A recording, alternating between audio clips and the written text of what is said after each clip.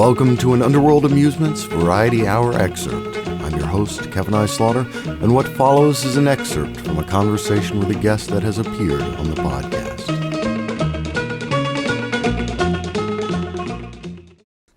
Well, I would say one of the hallmarks of the contemporary intellectual current, well, at least one that's in opposition to mine, and seems to have quite a foothold in academia, from what I can tell, is where the definitions of everything are being called into question as being valid. If it's postmodernist or post-postmodernist, it seems that in today's climate, to define something is somehow to oppress it. To define it is to discriminate against it.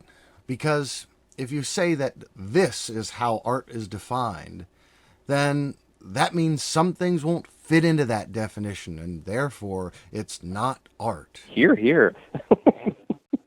Absolutely. Well, of course, you know from my writings that I'm trying to revive the use of the term discrimination, and that's precisely one of the ways one should use it, is to, evaluate things and do it very stringently. You create your own hierarchy of values, but you shouldn't shirk from making a judgment. You have to look at things and you have your own criteria, and one hopes that reason might play into it somewhere. And if so, then you can be very much a dictator in that sense of dismissing the trash and cherishing the treasures. So I would like to say more people should do that.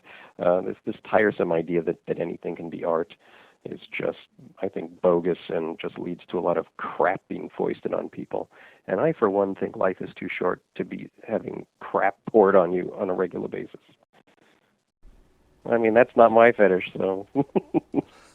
Well, I think it's no secret that you can learn as much from those who have set out to change perceptions and sway others by what they don't say as much as what they do or how they say it. Like the taboo language, words like discrimination, elitism, the demolition of stratification in public school systems. These are all things that you can use to make a measure of what the motivations and goals of the intelligentsia are. Well, of a certain kind of intelligentsia, certainly. There's a whole motivation for promoting mediocrity, because these minds who are being called intelligentsia are neither intelligent, and they are really trying to celebrate their own mediocrity and enshrine it, and that they are afraid of competition. They're afraid of thinkers that are rigorous and complex and, systematize their thinking and base it on reason. That Ayn Rand had so much fun shooting at people like that. That was one of her pet peeves, because she was trying to create a philosophy based on reason.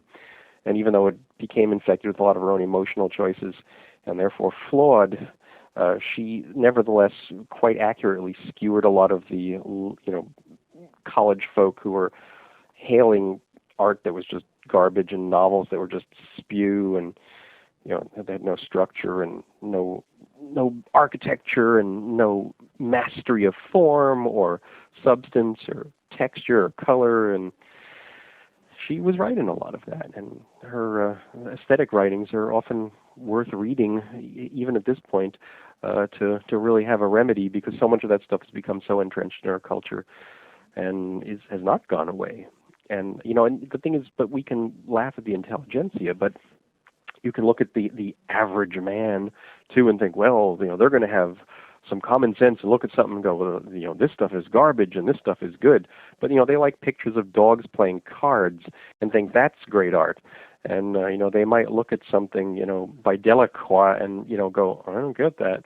Like, you could have it. So it's, it's really, you can't legislate taste, but the whole thing would be to educate people as to concepts of technique and, whatever are the essences of whatever the art forms are, like what goes to make those specific pieces of art, what kind of training goes into it, and what kind of elements you have to think of when you're conceiving of the art.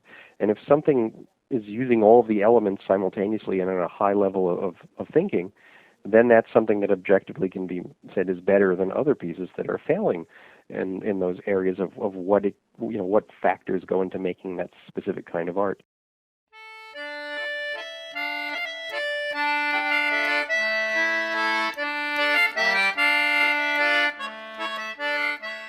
Thank you for listening. I ask approving viewers to review, vote, favorite, and repost on your favorite social networking and bookmarking site. Find more online at underworldamusements.net.